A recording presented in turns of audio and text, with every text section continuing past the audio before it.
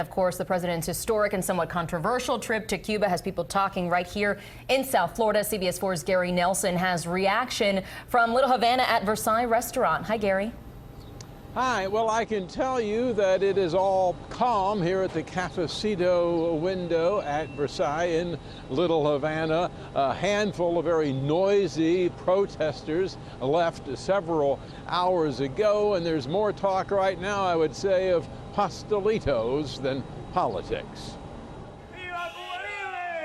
In Little Havana, a small but loud crowd decried the president's trip to Cuba, signs sporting insults of all sorts. At the Cafecito window, a vote of no confidence from some. He's not asking for anything in return. So it's just like a tourist trip with his daughters and his mother-in-law. Good for him. Shortly before the president's arrival, the dissident group Ladies in White marched, and Cuban officers marched in, hauling the peaceful protesters off to jail. A strong message, even if it casts the regime in a dark light. What is new? What is new? It's the same oppression.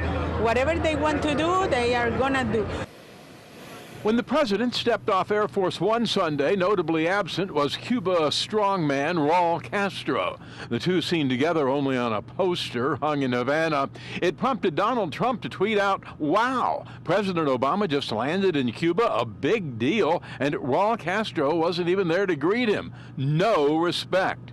The White House said Castro wasn't expected at the airport. The big moment, this one, today's formal state welcome. Amid much conflict, my father was a political prisoner. Even the daughter of a political prisoner could see the counter to the argument these protesters presented so loudly. I'm torn between thinking that the president's visit there, opening up our relations with Cuba, would actually help the people there. And helping the Cuban people, supporters of engagement say, requires reaching out in every possible way. It won't come overnight. We're very impatient about rapid, fundamental change, internal change, and that's not going to come.